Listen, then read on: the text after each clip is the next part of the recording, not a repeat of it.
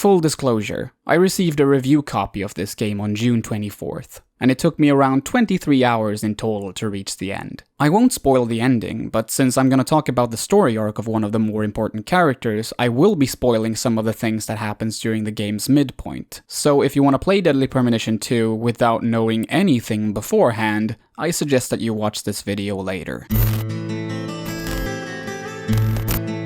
This is it, Zach. A Deadly Premonition. This video went through several stages while I was writing it. First, I thought it was simply gonna be a review of Deadly Premonition 2 that I could publish on release day to be picked up by the YouTube algorithm for once. When I started playing though, it became apparent that the game was suffering from a bunch of glaring issues, like horribly inconsistent frame rate and later on even some game-breaking bugs.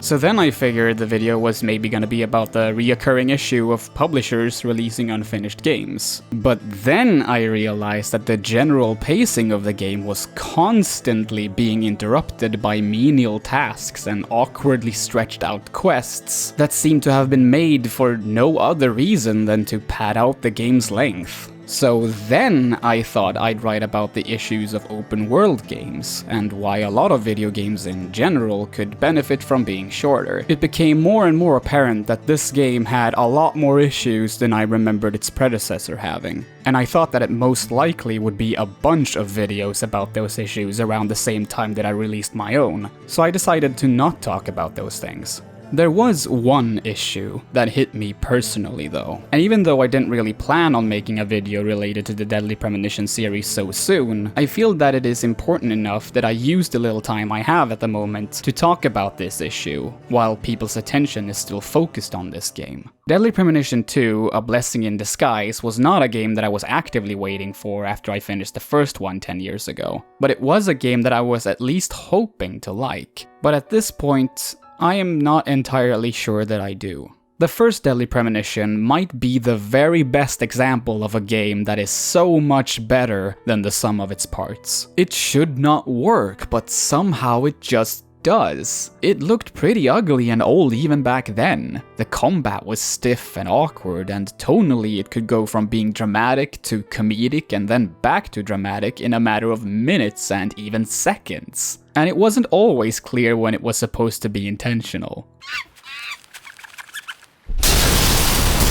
But Deadly Premonition somehow gained a notable cult following, and it's one of my personal favorite games of all time. It forever changed the way I perceive good game design, and ultimately made me appreciate other games that I would never have otherwise. Despite all of the obvious flaws, I ended my first playthrough of Deadly Premonition with a huge smile on my face. There was no smile this time around though. Not a particularly big one anyway. There are some individual parts of Deadly Premonition 2 that are good. The characters are still interesting and entertaining, the mystery was intriguing for the most part, and there is some really well written and memorable scenes, both of the comedic and dramatic variety. Zach, pardon my language, but this case can go fuck itself. But the parts that are bad are really hard to ignore. And even though there were times when I thought that I should just stop playing altogether, the thing that really got to me was how the developers at White Owls handled the Tribulations trope.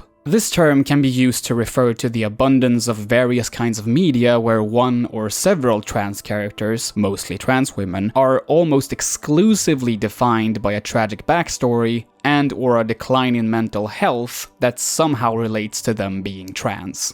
Maybe they weren't accepted by their parents. Maybe they're suffering from gender dysphoria, and maybe they self-harm or commit suicide because of it. Or maybe they completely snap and turn to a life of crime and murder. This trope is nothing new. It's not even new for the developers at White Owls, who previously made The Missing, J.J. McField and the Island of Memories. But while that game was good, and had some good trans representation despite relying on an exceedingly stale trope, Deadly Premonition 2 delves into some really uncomfortable territory. This specific aspect of the game feels so poorly executed that it just as well could have been written by completely different people. But in both of these games, director Sweary is credited as co-writer. So I have no idea what happened here. So there is a trans character in Deadly Premonition 2 named Helena Doman, or Professor R as the locals call her. You first find out that she's trans from the local sheriff Melvin Woods, when he tells our beloved FBI protagonist Frances York Morgan that she's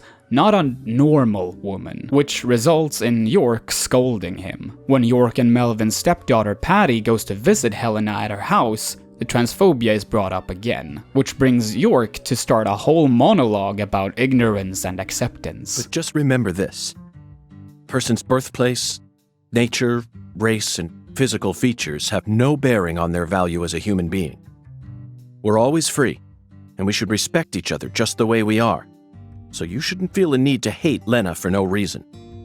No matter what the people around you say, you can't let them control you.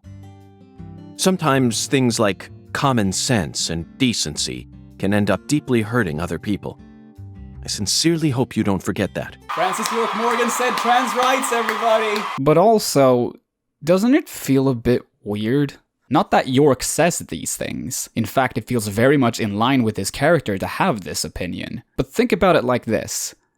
The developers probably made this character trans partially to have York delivered this speech. I truly believe it was with good intentions, and I'm really happy to hear those words being uttered by a character that I really love. But as a message from the developers, it kinda comes off like I would have voted for trans rights a third time if I could. That being said, by itself, this scene is not really a problem. Personally, I very much prefer to have a video game where the player is told to accept and respect trans people to not having it. However, the monologue becomes sort of moot when York, in the very next story-related cutscene, dead names the trans person he was just defending, just for the sake of letting the player know that she's actually related to the murder victim's family, because I guess it wasn't enough to just say the surname. So for those who don't know what this means,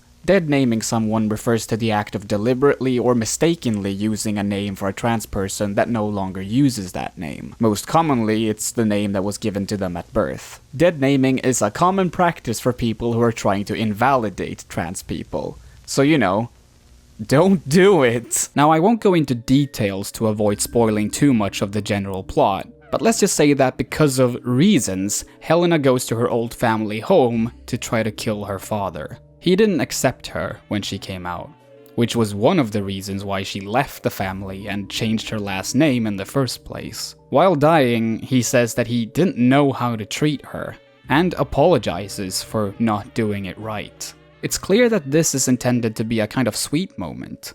A moment a lot of trans people probably wish they could have with their own transphobic parents. Except even when he's taking his last couple of breaths, he still dead names her. And then, out of frickin' nowhere, it's very awkwardly and in the moment seemingly randomly revealed that Helena had an incestuous encounter with her older sister when they were young. Are you kidding me? And it's kind of implied and later confirmed that this encounter was what made her realize that she was trans.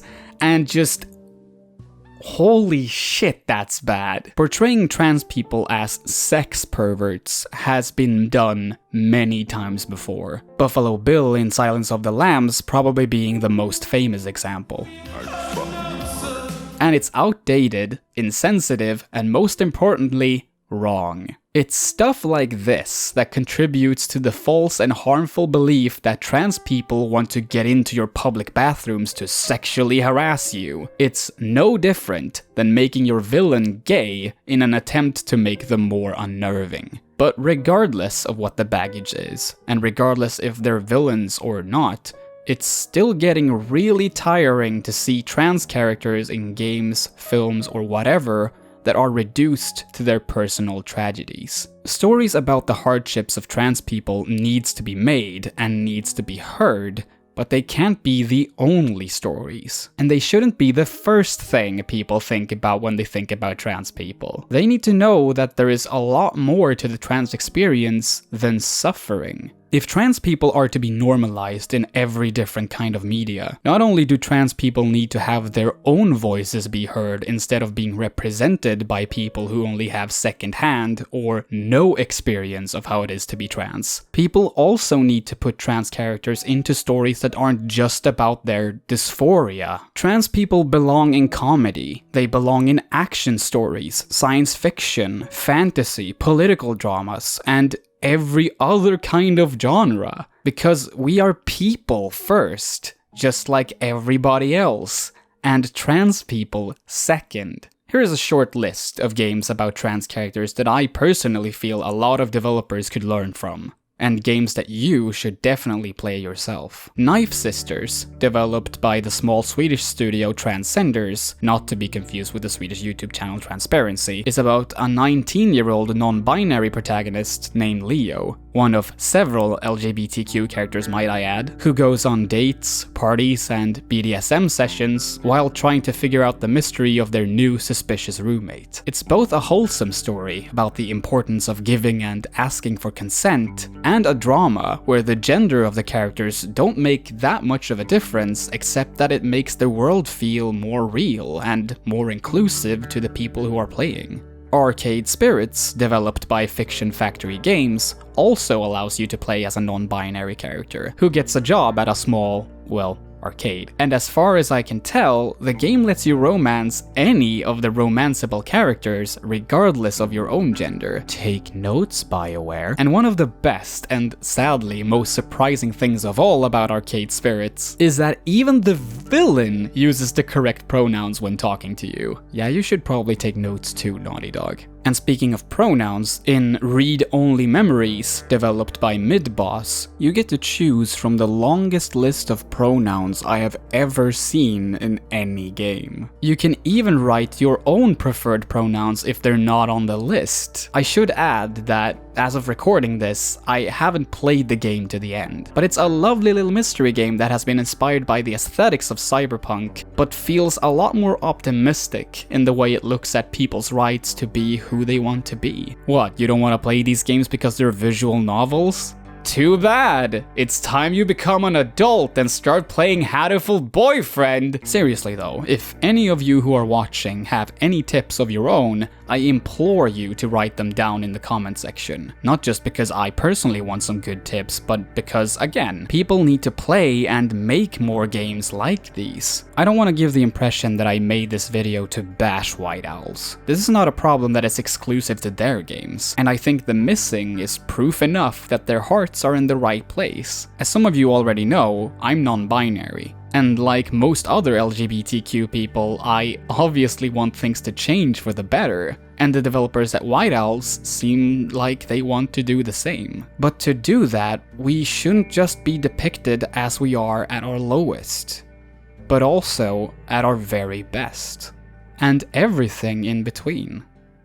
Thank you so much for watching. This video would not have been made if it weren't for my lovely supporters on Patreon, and I want to give a special thanks to Nichtschwert, Sindri LeRose, and Tobias Mattsson. If you too want your name to be read at the end of these videos, then you should become a patron as well. You get access to all of my videos earlier than everyone else, and you also get access to the Discord server. Also, it really helps me out a lot. If you want to see more of what I do, then please subscribe to the channel and check me out on Twitch and Twitter. I also want to thank my former boss Ludde Lundblad from the Swedish video game site Svampriket for providing me with the review code for Deadly Premonition 2. If you want to check out any of the games that I recommended in this video, I've provided with links in the description.